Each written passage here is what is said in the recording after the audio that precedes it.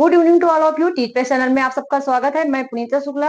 Indian constitution and polity के अंतर्गत आज हम लोग जानेंगे संघीय विधायिका और संसद। ये हमारा टॉपिक होगा। इसके पिछले वीडियो में हम लोगों ने पढ़ा था संघीय कार्यपालिका, जो कि आर्टिकल 78 से लेकर 78 तक ही हम लोगों ने पढ़ा था, 52 से लेकर। ठीक है, अब संघीय विधायिका जो संसद है, इसके बारे में दिया गया है 79 से लेकर 122 तक। तो चलिए स्टार्ट करते हैं। भारतीय संविधान और राज्य व्यवस्था।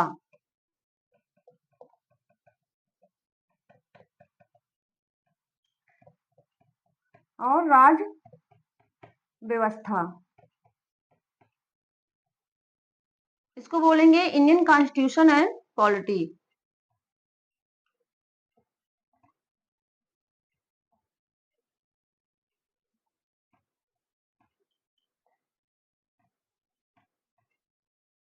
अब इसके अंतर्गत जो हमारा चैप्टर है आज का, वो होगा संघीय विधायिका संसद।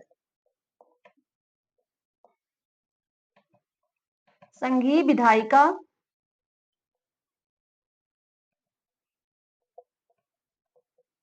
संसद, इसको बोलेंगे यूनियन लेजिस्लेचर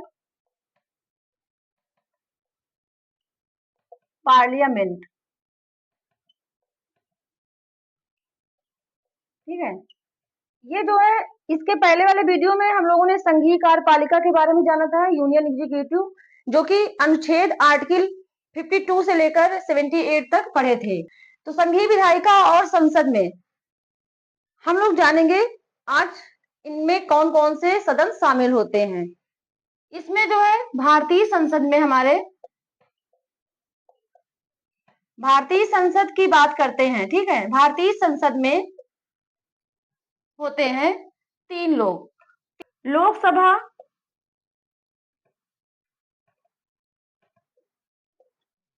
राष्ट्रपति और राज्यसभा। राज्यसभा, ठीक है। लोकसभा को बोलेंगे house of the people, sorry, house of the people. राष्ट्रपति होंगे president. Rajya Sabha council of state. तो ये हमारे 3 इसमें शामिल हैं, लोकसभा, राष्ट्रपति और राज्यसभा। अब हम देखेंगे आज का जो हमारा टॉपिक होगा लोकसभा। आज हम लोग खाली लोकसभा के बारे में पढ़ेंगे। ठीक है, राष्ट्रपति और राज्यसभा के बारे में अगले वीडियो में जानेंगे। तो आज हम लोग लोकसभा के बारे में जानेंगे। लोकसभा क्या है? लोकसभा जो है एक निम्न सदन है और प्रत्यक्ष रूप से जनता के द्वारा इसके सदस्य निर्वाचित किए जाते हैं। क्या है ये? निम्न सदन है, प्रथम सदन जिसको बोलते हैं, निम्न सदन, प्रथम सदन है। ठीक है, इसमें जो है इसके सदस्य क्या होते हैं? इसके सदस्य जनता द्वारा प्रत्यक्ष रूप से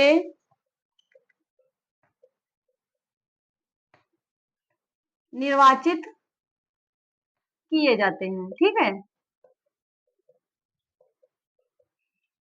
अब इसमें हम जानेंगे लोकसभा में अधिकतम संख्या कितनी होती है। लोकसभा में निर्वाचित सदस्यों की अधिकतम संख्या जो होगी कितनी होगी?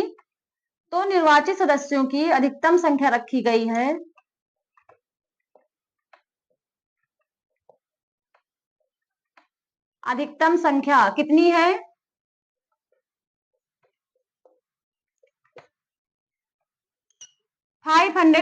550। ठीक है, जो न्यूनतम है वो 7वें संशोधन अधिनियम के अंतर्गत 525 न्यूनतम रखी गई थी। कितनी? 525। ये 7वें संशोधन अधिनियम के अंतर्गत रखा गया था, 525। ये चीज याद रखिएगा, संशोधन अधिनियम के अंतर्गत रखा गया था। और फिर ये 1907वें संशोधन अधिनियम के अंतर्गत 1956 में, ठीक है, ये किया गया था। फिर इसकी संख्या बढ़ाकर जब 31वां संशोधन अधिनियम आया, ये देख लेते हैं। 31वें संशोधन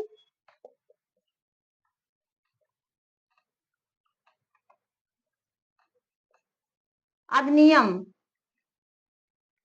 1974 में, 1974 में 545 कर दी गई, ठीक है। 1987 में गोवा, दमन, दीव राज्यों का पुनर्गठन हुआ, जिनके तहत सदस्यों की संख्या कर दी गई 550। ये अधिकतम संख्या होगी, ठीक है। लेकिन जो वर्तमान में संख्या है, वास्तविक संख्या हम लोग देखेंगे, वास्तविक कितनी है लोकसभा सदस्यों की संख्या। तो वर्तमान में लोकसभा के सदस्यों की संख्या कितनी है? ये है 543, 543, जो वास्तविक है, ठीक है। अब इनमें जो है 550 अधिकतम कर दी गई। 550 में से 230 जो है राज्यों द्वारा चुने जाते हैं, ठीक है। 230 राज्यों के सदस्य होंगे, ठीक है। और इनमें से 20 जो होंगे ये केंद्र शासित प्रदेश से होंगे, ठीक है, प्रदेशों से होंगे। ये चीज याद रखिएगा अधिकतम संख्या में। और वर्तमान में कितनी है? वास्तविक 543। 19 सदस्य कहां से चुने जाएंगे? ये केंद्र शासित प्रदेशों से चुने जाएंगे, केंद्र शासित प्रदेशों से, ये चीज याद रखिएगा। तो ये चुने गए हैं 543 वास्तविक जो है लोकसभा के सदस्यों की संख्या है जो निर्वाचित किए गए हैं। इनमें से केंद्र शासित प्रदेश जो है क्या है? दिल्ली। दिल्ली से 7 चुने गए हैं सदस्य, और अन्य जो है केंद्र शासित प्रदेश हैं उनसे 7 किए गए हैं, और जम्मू कश्मीर से 5 सदस्य चुने गए हैं, ठीक है।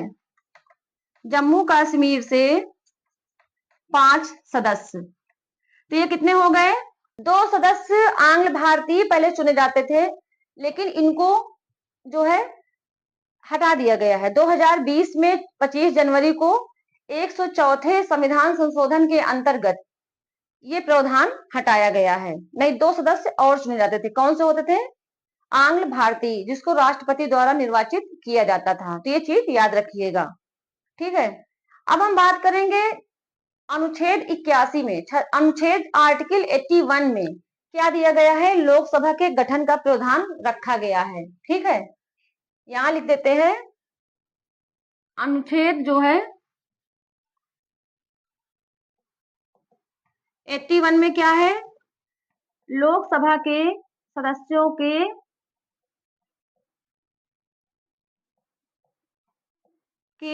गठन का प्रावधान रखा गया है। किसमें? आर्टिकल 81 में। 61वें संशोधन अधिनियम के अंतर्गत हम लोग जानेंगे। 61वें संशोधन अधिनियम के अंतर्गत ये किया गया, 61वें संशोधन अधिनियम के तहत मताधिकार लोकसभा की आयु 21 से घटाकर कितनी कर दी गई? 18 कर दी गई, 18 कर दी गई, ठीक है, 18 कर दी गई है। ये चीज याद रखिएगा। अनुच्छेद 84 में क्या है? कोई व्यक्ति लोकसभा का सदस्य है तो उसके लिए जो अर्हताएं होनी चाहिए, कितनी अर्हताएं होनी चाहिए? जैसे कि कौन कौन सी अर्हताएं होनी चाहिए दी गई है? भारत का नागरिक हो, उसकी आयु 25 वर्ष से जो एज है 25 ईयर से कम हो, और निर्वाचन आयोग द्वारा विहित कोई प्राधिकृत व्यक्ति है उसके समक्ष विहित रूप से उसने जो है शपथ लिया हो। ये चीज इसमें रखा गया है, ठीक है। जो भी लोकसभा का सदस्य बनेगा उसके लिए किसमें दिया गया है? आर्टिकल 84 में। आर्टिकल 90, 89, 91, 92, 93 और 97 में क्या दिया गया है? इसके अंतर्गत अध्यक्ष और उपाध्यक्ष और सभापति और उपसभापति, जो कि राज्यसभा के अंतर्गत ये रखे जाते हैं, मनोनीत किए जाते हैं, सभापति, उपसभापति। अध्यक्ष उपाध्यक्ष जो कि स्पीकर वाइस स्पीकर होते हैं, ये लोकसभा के द्वारा चुना जाता है। तो इनको अनुच्छेद 90, 89, 91, 92, 93, 97 में रखा गया है। ठीक है। 104 के तहत क्या रखा गया है? अनुच्छेद 104 के तहत संसद में अनाधिकृत तरीके से कोई मतदान करता है, ठीक है, तो उसमें दंड का प्रावधान है। ये चीज किया गया है। और 95 के तहत, अनुच्छेद 95 के तहत क्या किया गया है प्रावधान? लोकसभा जनता का वास्तविक रूप से जो है क्या है, प्रतिनिधित्व करने वाला एक सदन होता है। ये चीज रखा गया है कि लोकसभा जनता का ही प्रतिनिधित्व करता है, क्योंकि जनता के द्वारा ही उसके जो सदस्य होते हैं निर्वाचित किए जाते हैं प्रत्यक्ष रूप से। ये चीज याद रखिएगा।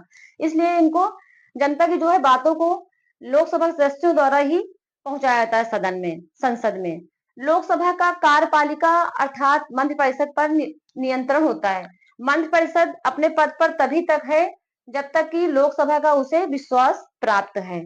तो इस तरह से ये लोकसभा बहुत ही महत्वपूर्ण सभा होती है, जो कि जनता के द्वारा इनके सदस्य चुने जाते हैं प्रत्यक्ष रूप से। ये चीज याद रखिएगा। तो चलिए नेक्स्ट वीडियो में हम लोग लोकसभा जो हमारा टॉपिक है इसके अंतर्गत डिवीजन क्वेश्चन आंसर करेंगे। मिलते हैं, तब तक के लिए धन्यवाद।